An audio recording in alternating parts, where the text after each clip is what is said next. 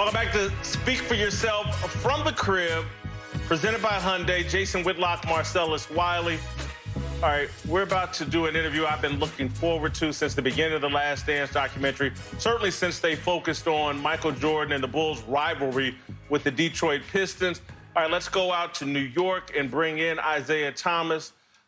Just for transparency, Isiah Thomas is one of my favorite human beings on the planet. I just want to establish that up front. I probably got a little bit of bias here, but not really. I'm going to keep it real. Isiah, thank you for joining us. We heard during this documentary, 10-part documentary, Michael Jordan called you an asshole, said that he hates you, has animus over the lack of a handshake and the supposed lack of respect. We know how Michael Jordan feels about you. How do you feel about Michael Jordan? First of all, I was shocked to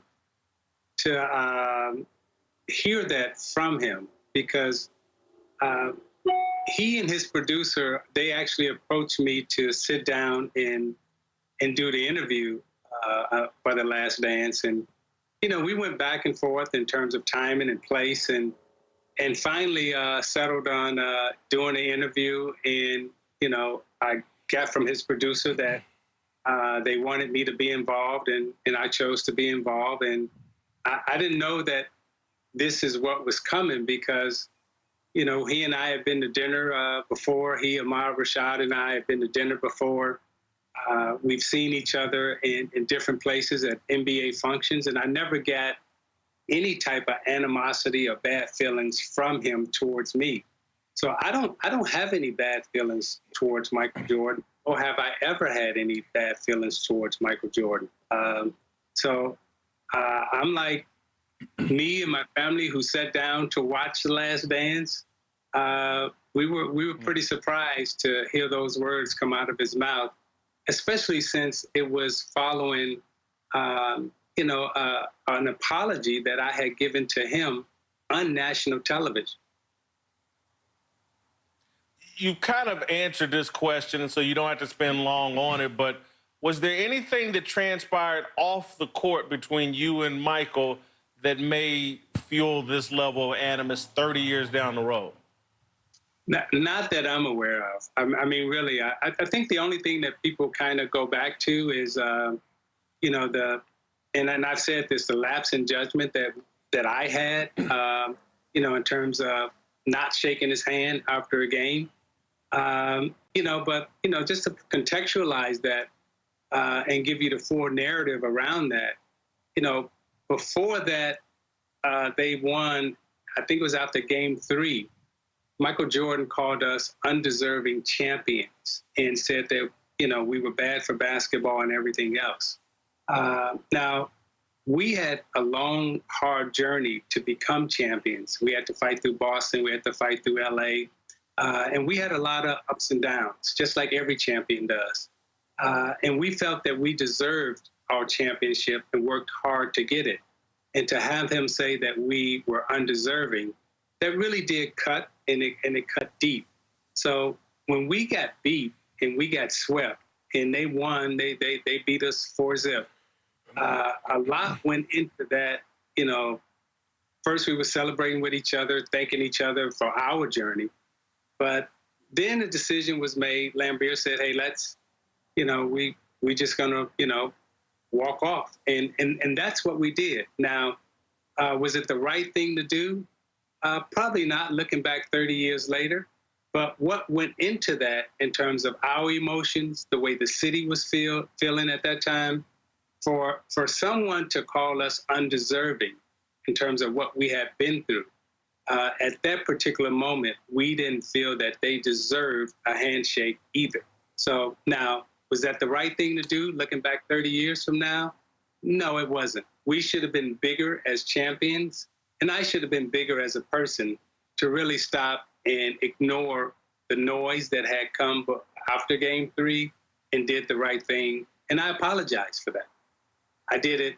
I'm doing it now, and I did it back then too. So I don't know why he has that animosity that he's exhibited. He seems to be angry at a lot of people right now. I would agree. He seems to be a guy that holds a grudge as well.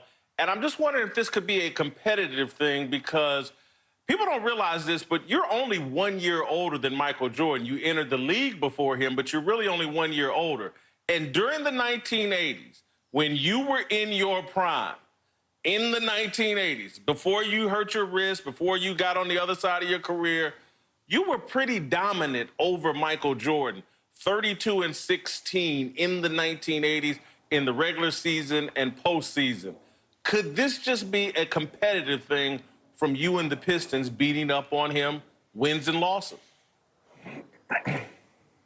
It could be from his point of view.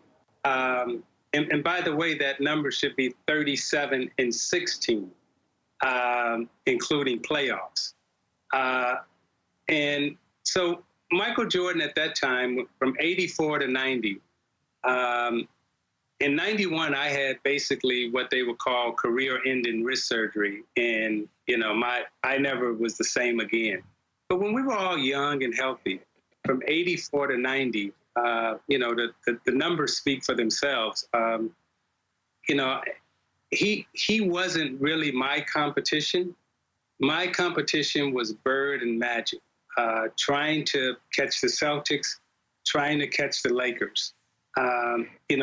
Chicago at that time, and Jordan at that time, from 84 to 90, before my wrist surgery, he just, that wasn't my competition. Let's stay there for a minute.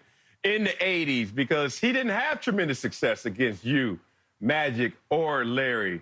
But then, once you guys started to come down the hill somewhat, you saw his ascension and dominance. Is that how you guys felt?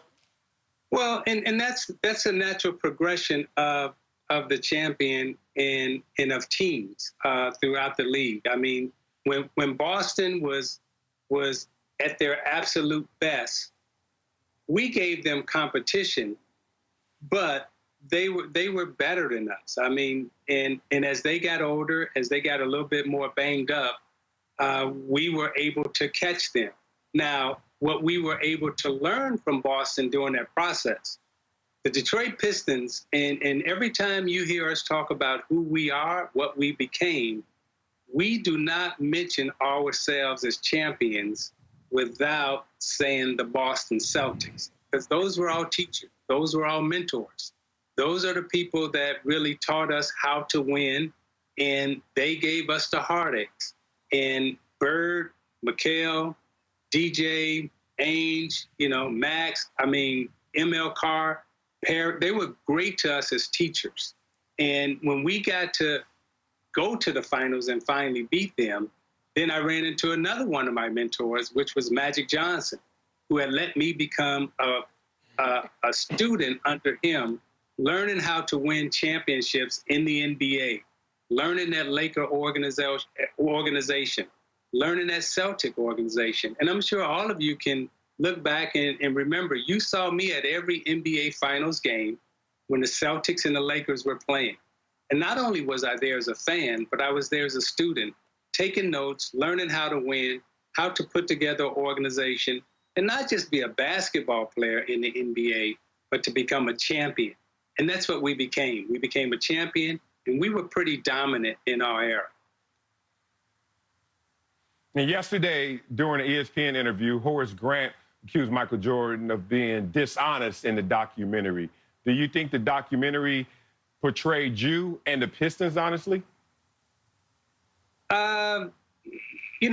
This is a question that I think I would hope people would one day go back and watch the games that the Pistons played, that we actually played in, because the narrative about us over the last, 20 plus years has been, you take a couple of clips of some hard fouls, and then you say, okay, this is Detroit Pistons.